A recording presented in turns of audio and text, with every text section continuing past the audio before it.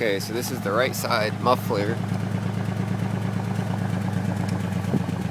You can definitely hear it's kind of sputtering out of this side. Every couple shots it kind of does it. And then on this side, it's about every fourth rotation, it seems. It gets a double.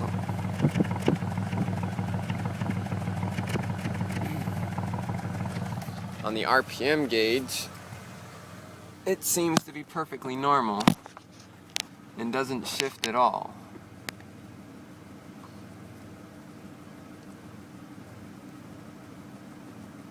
And there's no check engine lights.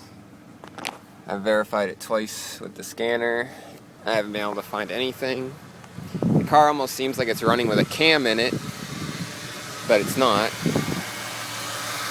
And then on the motor, I don't know if you can see it, but it's actually vibrating quite a bit compared to what it normally does. And I put a brand new coil in, labeled all the spark plug wires to make sure that I put them on correctly. Here's the old one. And I double checked the numbers according to the sticker. And I've switched the plugs out to make sure that it's not the plugs. And at this point, I'm really not sure what else it might be. So I'd appreciate any help.